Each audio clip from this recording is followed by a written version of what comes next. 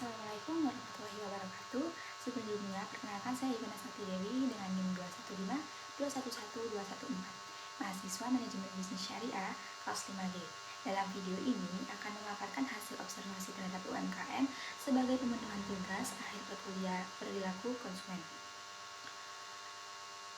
Di sini saya akan bahas tentang pengaruh harga, cita rasa, dan lokasi terhadap keputusan pembelian pada warung makan Prego dengan studi yaitu pada warung makan Prego. Selanjutnya kita akan membahas mengapa saya memilih UMKM ini, yaitu fenomena di era persaingan yang berlangsung selama ini membawa perubahan bagi perusahaan. Perubahan ini ditandai dengan keinginan konsumen dalam memiliki produk yang memiliki kualitas yang baik, sehingga perusahaan harus berinovasi dalam hal kualitas harga dan produk yang akan menjadi hal utama yang dilihat konsumen saat ingin membeli sesuatu produk. Usaha rumah makan merupakan salah satu usaha yang paling banyak diminati di kota Surakarta dan sekitarnya. Para pembisnis berlomba-lomba menciptakan produk makanan yang unik agar digemari oleh semua kalangan, seperti contohnya yaitu ayam geprek. Alasan saya yaitu memilih produk ayam geprek ini karena diminati di kalangan masyarakat, terutama pada para mahasiswa, karena dari segi rasa, lalu kepedasan yang menggugah selera dan harga yang terjangkau. Ayam geprek memiliki menu yang bervariasi sehingga dapat dijadikan objek riset konsumen. Lalu pembahasan selanjutnya yaitu mengenai metode penelitian. Pendekatan dalam penelitian ini adalah pendekatan kuantitatif. Pendekatan kuantitatif bertujuan untuk mengetahui sejauh mana pengaruh harga, cita rasa, dan lokasi terhadap keputusan pembelian pada warung makan Prego di sekitar UUN Raden Mas Said Surakarta. Penelitian ini populasinya meliputi seluruh mahasiswa UUN Raden Mas Said Surakarta yang sudah pernah membeli di warung makan Prego. Lalu untuk sampel yang digunakan kurang lebih yaitu 30 responden dari mahasiswa UUN Raden Mas Said Surakarta yang pernah membeli di warung makan Prego dengan syarat minimal 1 kali pembelian.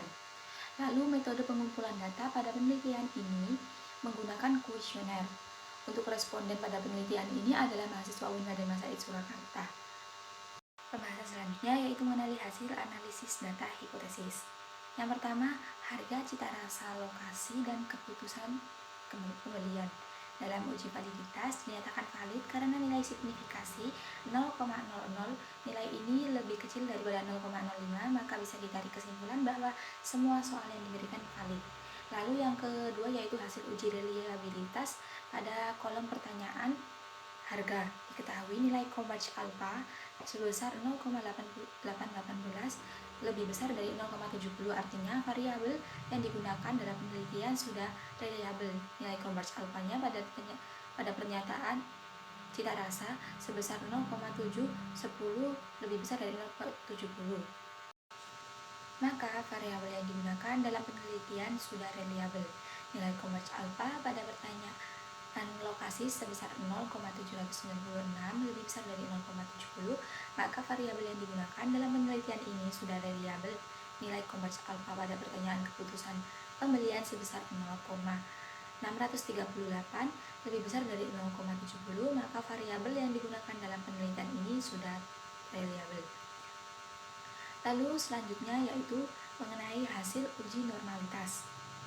Diketahui nilai signifikasi yaitu 0,200 lebih kecil dari 0,05, maka dapat disimpulkan bahwa nilai residual dari pertanyaan yang diajukan sudah berdistribusi normal. Selanjutnya yaitu hasil uji multikolineritas, metode tolerance dan VIF harga dengan nilai tolerance 0,390, VIF 2,517, cita rasa tolerance sebesar 0,314, VIF 3,188, lokasi tolerance 0,374, VIF-nya 2,674, maka dapat disimpulkan data tidak terjadi gejala multikolineritas karena keempat variabel memiliki nilai tolerance lebih dari 0,100 dan VIF-nya kurang dari 0,10. Yang selanjutnya yaitu hasil uji heterogeneisitas, yaitu harga memiliki nilai sig sebesar 0,185 lebih besar dari 0,05, artinya tidak terjadi gejala heterodastisitas variabel. Citra rasa memiliki nilai sig 0,156, gejala heterodastisitas variabel lokasi memiliki nilai sig 0,957 lebih besar dari 0,05, maka tidak terjadi heterodastisitas. Interpretasi hasil uji koefisien determinasi 0,68 sumbangan variabel X secara simultan sebesar 60,8%. Uji ini dinyatakan fit jika nilai signifikasi lebih kecil dari 0,05. Pada penelitian ini nilai signifikasi 0,00 jadi lebih kecil dari 0,5, maka model regresi sudah fit. Lalu berarti variabel independen berpengaruh simultan terhadap dependen. Selanjutnya yaitu uji T atau uji hipotesis. Jika nilai sig lebih kecil dari 0,05, maka berkesimpulan ada pengaruh secara signifikan, dan jika tepat 0,05 maka perlu melihat T hitung dan T tabel. Analisis uji T pada penelitian ini X1 sebesar 0,18 yaitu lebih kecil dari 0,05, maka hasilnya yaitu berpengaruh di signifikan terhadap YX2 nilai sig 0,215 lebih kecil dari lebih besar dari 0,05, tidak berpengaruh signifikan terhadap YX3 memiliki nilai signifikasi 0,390 lebih besar dari 0,05, maka tidak berpengaruh signifikasi terhadap variabel Y. Selanjutnya yaitu analisis persamaan regresi berganda. A kali B1 dikali 1 tambah B2 kali 2 tambah B3 dikali 3 minus 1,109 tambah 0,250 ditambah 0,158 ditambah 0,100. Hasil persamaan nilai konstanta yang diperoleh sebesar minus 1109, maka bisa diartikan jika variabel independen bernilai konstan, maka variabel dependen bernilai minus 1,109. Variabel X1 sebesar 0,250 bernilai positif, maka jika variabel X1 meningkat maka variabel Y meningkat. Lalu variabel X2 sebesar 0,158 bernilai positif, diartikan bahwa jika X2 meningkat maka Y meningkat. Lalu variabel X3 sebesar 0,100 bernilai positif jika X3 meningkat, Y juga meningkat. Pembahasan selanjutnya yaitu mengenai rekomendasi bagi UMKM. Yang pertama yaitu mengenai harga. Yang pertama tentang harga yaitu Prego dapat melakukan pertimbangan biaya bahan baku, proses produksi, dan juga pengemasan. Lalu yang kedua yaitu analisis persaingan dengan cara mengamati harga yang ditetapkan oleh pesaing sejenis untuk menu yang serupa. Yang ketiga yaitu segmentasi pasar. Apakah Anda menargetkan konsumen dengan budget menengah ke atas atau mencoba menarik kelompok pelanggan yang berbeda. Lalu yang keempat yaitu mengenai promosi dan juga diskon. Lalu yang kelima yaitu mengenai feedback pelanggan dengan masukan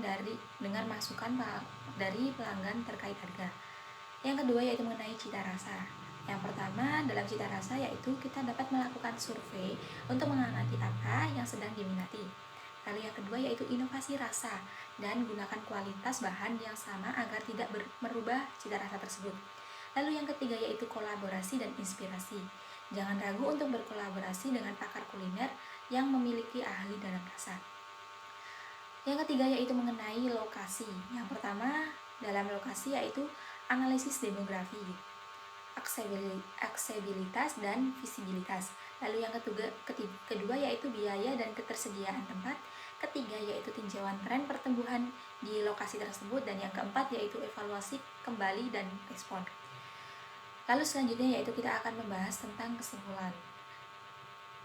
Dalam makalah ini, penelitian melakukan pengolahan data berupa kuesioner mengenai pengaruh harga, cita rasa, dan lokasi terhadap keputusan pembelian pada warung makan Prego dengan studi pada warung makan Prego yang melibatkan sebanyak 30 responden dari mahasiswa UIN Raden Mas Said Surakarta yang pernah membeli dari warung makan Prego dengan syarat domisili Solo Raya dan minimal 1 kali pembelian. Peneliti membahas mengenai pengaruh harga, cita rasa, dan lokasi terhadap keputusan pembelian.